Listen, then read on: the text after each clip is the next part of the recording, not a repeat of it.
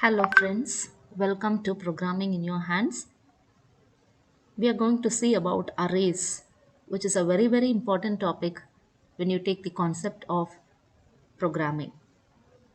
Okay, we'll see how arrays are. So first you will have the data type to be mentioned. You will have the array name, and within the brackets you have the array size to be indicated. We call this as declaration when you terminate it with a semicolon. Now, when I say initializing an array, which means you will have the data type which is integer, the array name which is count, the array size is 5, which is equal to, I'm giving the values, I'm initializing the values using a assignment operator. So this is called initializing an array. Okay, so now count of 5, which means it is the array size. It has a range which starts from 0 to 4, where in count of 0, 10 is stored. In count of 1, 11 is stored. In count of 2, 12 is stored. In count of 3, 13 is stored. In count of 4, 14 is stored. This is how these are initialized. So this is how you can see the array indices. This is the array indices which ranges from 0 to 8. So totally the array size is 9. The first index is 0, the last index is 8. So the values are automatically stored correspondingly. Okay. This is a simple example for making you to understand the concept of arrays. So automatically, as you know already, the compiler comes first to the int main. You have a for loop over here for n equal to 0, where n is less than 5. So 0 is less than 5, the condition becomes true. It enters inside the loop. Now here you can see plus equal to. This plus equal to is called an arithmetic assignment operator. So result plus equal to, you have an array. So which means this is equivalent to result is equal to result plus FOO of n. My n value is 0. So now what is FOO of 0 according to my initialization? So my FOO of empty, which represents 16, 2, 77, 40. So now FOO of 0 is 16, FOO of 1 is 2, FOO of 2 is 77. Likewise, it goes on. So in this case, my result is automatically initialized initially as 0. So result is equal to result plus FOO of 0. So 0 plus 16. So my result value is 16 now.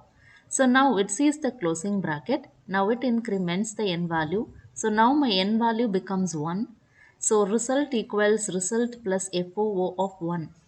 So now result will be equal to 16 plus what is FOO of 1, that is 2. So 16 plus 2, 18. That is my current result value. So it keeps on moving until the condition gets dissatisfied. So now you have Cout result. Okay. So my output at last would be the sum of all these. So you will get 12206 as my output. Okay. Now we'll see yet another example. So here you can see hash include IO stream, hash include IO manip. These IO manip are called manipulators. And now here you can see that int n of 10, which means my array size is 10. What is the range? Yes, it starts from 0 to 9. Okay. So now why do I use manip? IO manip is for the set W and end L. So set W and end L are called manipulators. So when you are using set W, your compiler will automatically search for a header which is called IO manip. Okay, now you have a for loop. It has been added and it is stored in a form of array. So n of 0, a value is stored 100. N of 1, the value is stored as 101. N of 2, the value is stored as 102. and it goes on.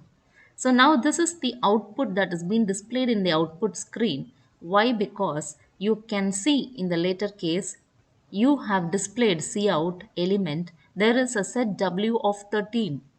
So now element will be displayed. After this, you will have this value to be printed. So it is set W is same as the tab space. So now you have value written here.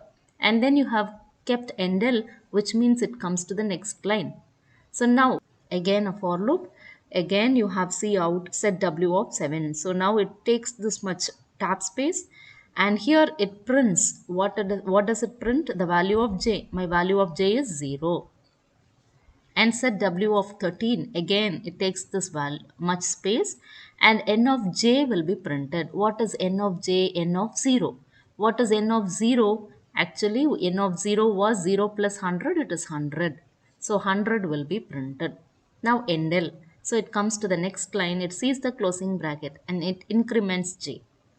So this is how you can store it in the form of array, and your display looks so pleasingly to the eyes. Otherwise, you can see 0, 100, 1, 101 on the same line. So display is very important. Presentation is also very important. So this can be done using the help of arrays. Okay. And this is a multi-dimensional array, where this is just to note it how it can be stored. So you can see that how the arrays are stored. For a two-dimensional array, we have taken a two-dimensional array. So here you can see hash defined width 5. So width is 5. Height has taken a value 3. So now int Jimmy 3 5. So the height takes the value 3, width takes the value 5. What do I mean by these? Now height represent rows and width represent the columns. So now tell me, there are how many rows? Yes, there are 3 rows and you have 5 columns. Now you have int nm, int main. For n equal to 0, n is less than 3. So condition becomes true, so it enters in. You can see an operation of nested loop happening here. The first for loop is for the row, the second for loop is for the column. So now first we are entering in the 0th row. And now m is 0, m is less than width. What is the value of width? Yes, 5. 0 is less than 5, so the condition is true, it gets inside. So now 0, m is 0, n is 0. So Jimmy of 0, 0. That is 0th row, 0th column. What is the value? 0 plus 1 into 0 plus 1. So my value is 1. So in Jimmy of 0, 0, that is 0th row, 0th column, 1 will be stored. Now it sees this closing bracket.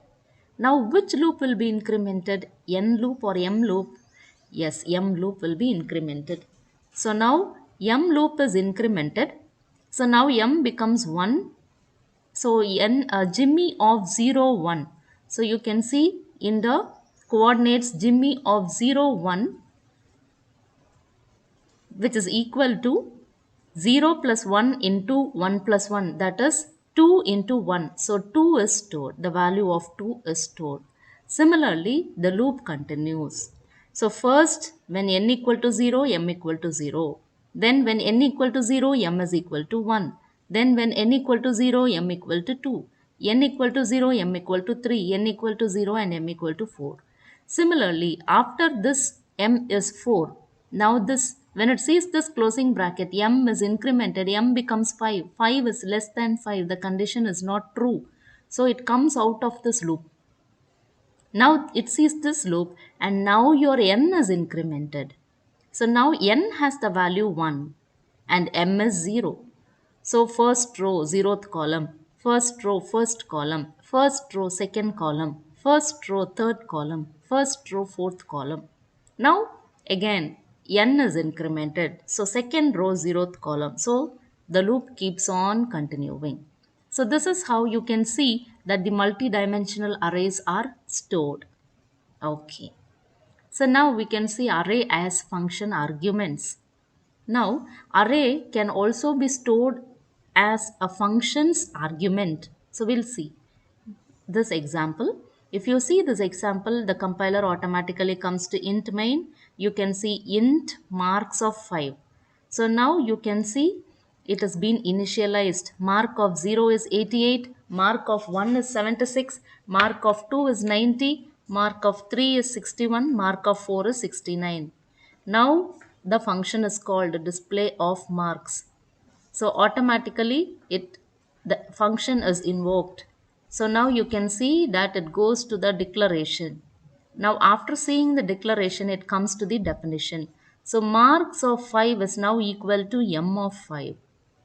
So now when it enters in, displaying marks is my output. Now endl, it comes to the next line. It sees student 1. M of I, what is M of 0? The M of 0 value is 88. So now 88 will be displayed. Now it sees this closing bracket, it increments, I becomes 1. 1 is less than 5, condition is true. So student 2, now 76 is stored. Then student 3, 90 is stored. Then student 4, 61. Then student 5, 69. All these are displayed in the output screen since we use cout. This is an example of arrays as function arguments. Now, passing multidimensional array to a function. This is also possible in C++. Yes, instead of passing one array, you are passing a multidimensional array, that is a two-dimensional array. So here you can see that the compiler comes to the int main. You have a two-dimensional array, the row size is 3 and the column size is 2. So in num of 0, 0, 3 is stored. In num of 0, 1, 4 is stored. Similarly, in num of 1, 0, 9 is stored. Num of 1, 1, 5 is stored. So num of 2, 0, 7 is stored. Num of 2, 1, 1 is stored. So when the function is called display of num, it automatically goes to the declaration. Here you can see a two-dimensional array. It automatically goes to the definition. So now it sees displaying values. There are two for loops, one for the row, one for the column, and we are telling it to display. So in your output screen, you can see displaying values as 3, 4, 9, 5, 7, 1. If your presentation should be in a matrix form, you should use the combination of endl and setw of n. So accordingly, it can be seen or represented in the form of a matrix. Yes. Stay tuned. Hope you would have understood the concept of arrays in a much clearer way. Thank you.